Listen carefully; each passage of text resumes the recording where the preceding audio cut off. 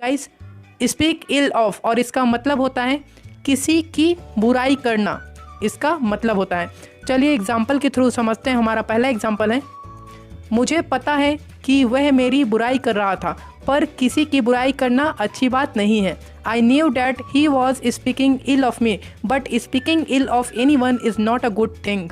एक और एग्जाम्पल देखिए गाइस, हमें किसी की बुराई नहीं करना चाहिए। इसके लिए आप सिंपली बोल सकते हैं, we should not speak ill of anyone, we should not speak ill of anyone. आप इस तरह से इसका प्रयोग कर सकते हैं। स्पीक हाईली ऑफ और इसका मतलब होता है गाइस किसी की तारीफ करना, इसका मतलब होता है। ये ठीक अपोजिट है स्पीक इल ऑफ का।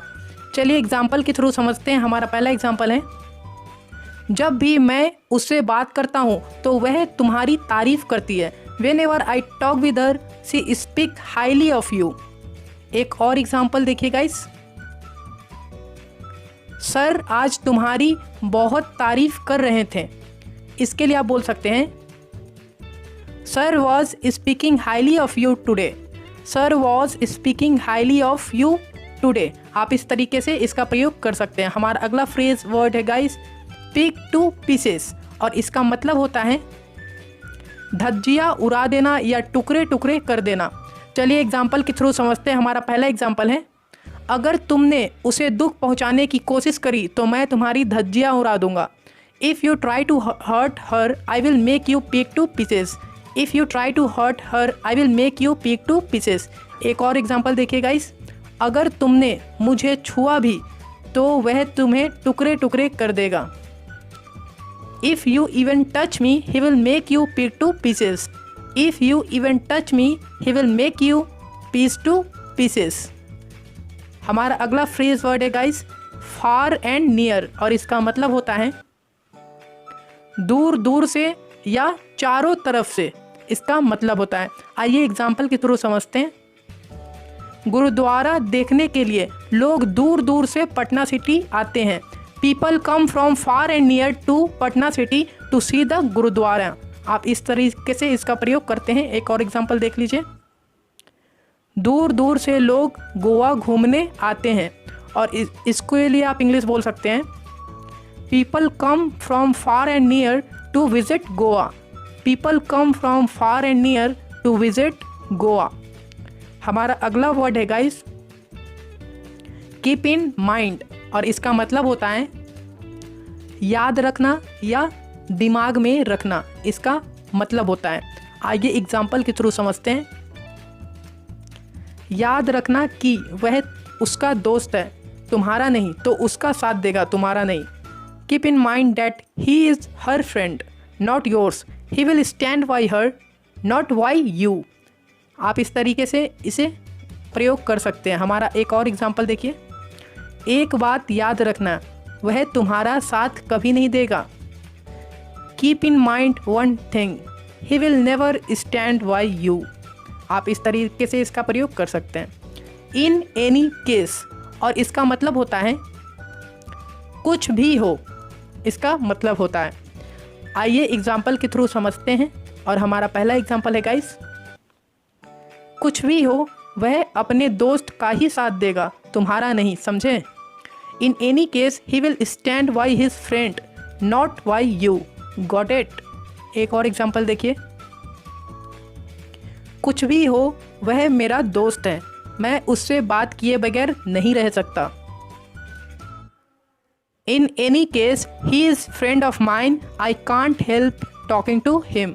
In any case he is friend of mine, I can't help talking to him. Freak out और इसका मतलब होता है घबरा जाना, है ना, या फिर होश उड़ जाना, इसका मतलब होता है। एग्जाम्पल के थ्रू समझते हैं। जब उसने हादसा देखा तो वह घबरा गया और चिल्लाने लगा। When he saw the accident, he just freaked out and started crying. When he saw the accident, he just freaked out and started crying. उसे इस हालत में देखकर मैं भी घबरा गया। Seeing him in this situation, I freaked out as well. Seeing him in this situation, I freaked out as well. Dead duck और इसका मतलब होता है एकदम बेकार, इसका मतलब होता है गाइस। चलिए एग्जाम्पल के थ्रू समझते हैं। हमारा पहला एग्जाम्पल है, वह ड्रेस एकदम बेकार था, तुम देखना उसे कोई नहीं खरीदेगा। That dress was dead duck. You will see no one will buy that. That dress was dead duck. You will see no one will buy that. तुम्हारा फ़ोन एकदम बेकार है, ठीक से काम ही नहीं करता है। इसके लिए आप बोल सकते हैं, Your phone is dead duck. Does not work properly. Your phone is dead duck. Does not work properly. आप इस तरीके से इसका प्रयोग कर सकते हैं। हमारा अगला फ्रेज वर्ड है गाइस, लैश आउट और इसका मतलब होता है गुस्से से किसी पर चिल्लाना या अचानक टूट पड़ना। फिर टूटा सिद्धार्थ शुक्ला का संयम और टूट पड़े आसिम रियाज पर। Siddharth Shukla left his patience again and lashed out over Asim Riaz. Siddharth Shukla left his patience again and lashed out over Asim Riaz. Salman Khan को आया गुस्सा और गुस्से में टूट पड़े मीडिया पर। इसके लिए आप लेस आउट का प्रयोग कर सकते हैं। आप बोल सकते हैं, Salman Khan got anger and lashed out over media. Salman Khan got anger and lashed out over media. आप इस तरीके से इसका प्रयोग कर सकते हैं और बोल भी सकते हैं। हेल एंड हार्टी, इसका मतलब होता है गाइस हट्टा कट्टा या चुस्त और तंदुरुस्त, इसका मतलब होता है। चलिए एग्जाम्पल के थ्रू समझते हैं। उसका भाई हट्टा कट्टा है, कोई भी उसके सामने टिक नहीं सकता। Her brother is hale and hearty, no one can stand in front of him.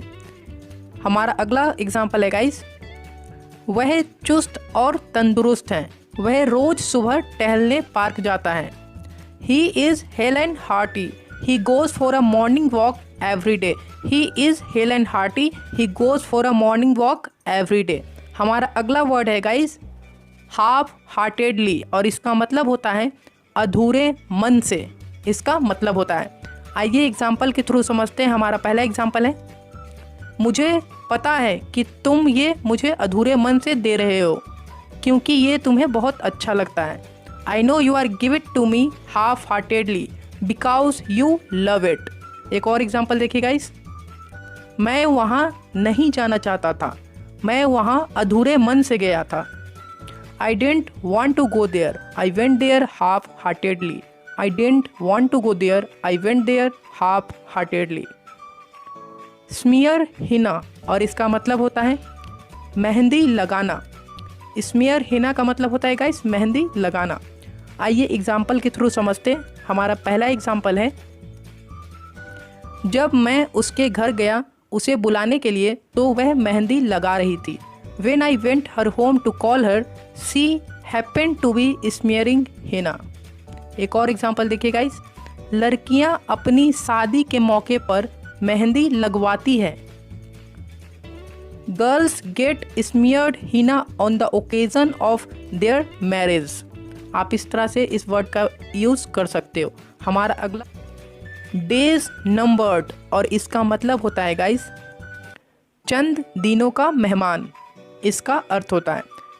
Example के थ्रू समझते हैं। हमारा पहला एग्जाम्पल है, डॉक्टर ने उसे कह दिया है कि वह चंद दिनों का मेहमान है। The doctor have told him that his days are numbered. आप इस तरह से बनाते हो। एक और एग्जाम्पल देखिए गाइस, उसे कैंसर है, वह चंद दिनों का मेहमान है। He has a cancer, his days are numbered. He has a cancer, his days are numbered.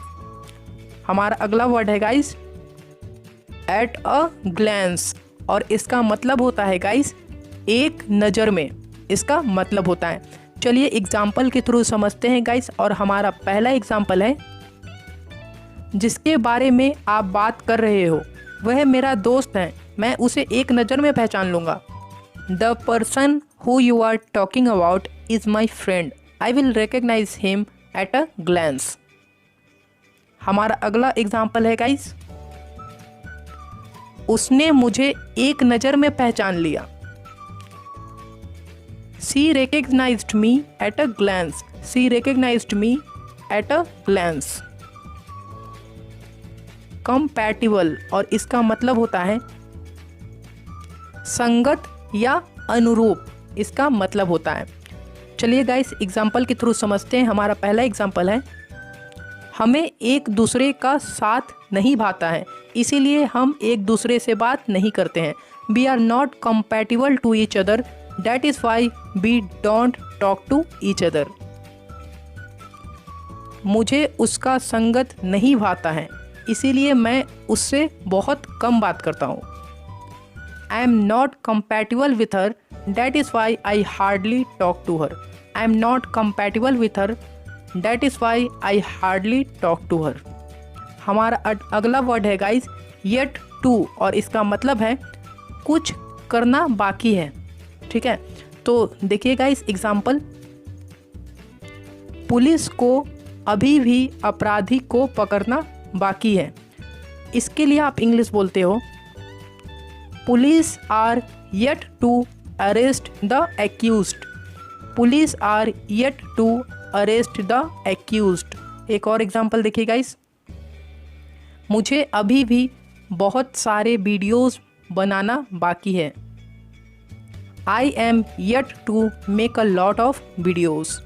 I am yet to make a lot of videos. हमारा अगला वर्ड है गाइस डेड डक, और इसका मतलब होता है एकदम बेकार। कई बार आप ऐसा वर्ड बोलते होंगे डेली लाइफ में। चलिए एग्जाम्पल के थ्रू समझते हैं। वह ड्रेस एकदम बेकार था, तुम देखना उसे कोई नहीं खरीदेगा। That dress was dead duck. You will see no one will buy that. आप इस तरह से इसका प्रयोग करते हैं। एक और एग्जाम्पल देखिए, तुम्हारा फ़ोन एकदम बेकार है, ठीक से काम ही नहीं करता है। इसके लिए आप बोल सकते हो your phone is dead duck, does not work properly. Your phone is dead duck, does not work properly. आप इस तरह से इसका प्रयोग कर सकते हैं। हमारा टर्न आउट टू बी, और इसका मतलब होता है अचानक से बदल जाना। मान लीजिए कोई दोस्त के बारे में आप कुछ और सोच रहे थे और वो कुछ और निकला, है ना। एग्जाम्पल देखिए, मैं उसे अपना दुश्मन समझ रहा था पर वो तो मेरा दोस्त निकला। I was thinking that he was my enemy but he turned out to be my friend. एक और एग्जाम्पल देखिए गाइस, उसके एक्सीडेंट के बारे में न्यूज गलत निकला। The news about his accident turned out to be fake. The news about his accident turned out to be fake. Nothing to do with, इसका मतलब होता है कोई लेना देना नहीं होना, है ना। चलिए गाइस एग्जाम्पल के थ्रू समझते हैं। चाहे वह पढ़े या खेले, मुझे उससे कोई लेना देना नहीं है। Whether he studies or plays, I have nothing to do with him. एक और एग्जाम्पल देखिए गाइस, उसका तुम्हारे काम से कोई लेना देना नहीं है। समझ में आया? He has nothing to do with your business. Got it? He has nothing to do with your business. Got it? I can't help, और इसके साथ वर्ब का फोर्थ फॉर्म यूज़ किया जाता है गाइस। इसका अर्थ होता है कुछ किए बगैर नहीं रह सकता, है ना। एग्जाम्पल से क्लियर होता है बात। देखिए एग्जाम्पल, जब वह मुझे देखती है मैं हंसे बगैर नहीं रह सकता। When she sees me, I can't help laughing. एक और एग्जाम्पल देखिए गाइस, क्या करूँ यार, मैं उसे याद किए बगैर रह ही नहीं सकता। What should I do bro? I can't help missing her. What should I do bro? I can't help missing her. हमारा अगला स्ट्रक्चर है guys when it comes to, और इसका मतलब होता है जब बारी आती है, मतलब जब कुछ करने की बारी आती है। एग्जाम्पल से क्लियर होता है बात। एग्जाम्पल देखिए गाइस, वह बातें तो बड़ी बड़ी करता है, पर जब कुछ करने की बारी आती है तो वह टालने लगता है।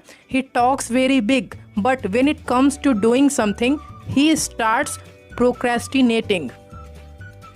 वह पढ़ने में आलसी है, पर जब खेलने की बारी आती है तो वह फुर्तीला हो जाता है। He is very lazy in studying but when it comes to playing he becomes active. आप इस तरह से इसका प्रयोग करते हैं। हमारा अगला स्ट्रक्चर है एंड अप, और इसका मतलब होता है आखिर में उल्टा हो जाना, है ना। मतलब कुछ और करने गए थे और कुछ और हो गया। एग्जाम्पल देखिए, मैं बाजार गया था कॉपी खरीदने के लिए लेकिन पेन ले आया। I went to market to buy a copy but ended up buying a pen. हमारा अगला एग्जाम्पल है मेरा दोस्त अमीर बन गया, है ना। पहले गरीब था अब अमीर बन गया, उल्टा हो गया। आप इसको इंग्लिश में बोलते हैं my friend ended up a rich person.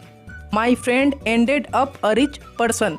ये पास्ट इंडेफिनिट का सेंटेंस है गाइस, इसीलिए ईडी का प्रयोग किया गया। एज फॉर, और इसका मतलब होता है जहाँ तक किसी की बात है, मतलब जहाँ तक मेरी बात है, जहाँ तक बच्चों की बात है। एग्जाम्पल देखिए, मेरे दोस्तों को पबजी खेलना पसंद है। जहाँ तक मेरी बात है मुझे यूट्यूब पर वीडियो देखना पसंद है। My friends like to play PUBG as for me I like watching videos on YouTube.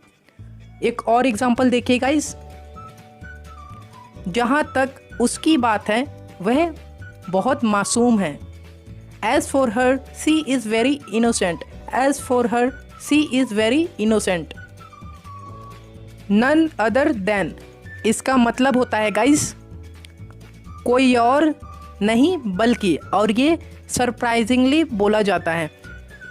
तो एग्जाम्पल देखिए गाइस, मैं जिस लड़के के बारे में बात कर रहा हूँ वह कोई और नहीं बल्कि तुम्हारा दोस्त है। The boy whom I am talking about is none other than your friend. एक और एग्जाम्पल देखिए गाइस, जो आदमी मुझसे बात कर रहे थे वह कोई और नहीं बल्कि वो एक फेमस यूट्यूबर है। The person who was talking to me is none other than a famous YouTuber. आप इस तरह से इसका प्रयोग कर सकते हैं गाइस। हमारा अगला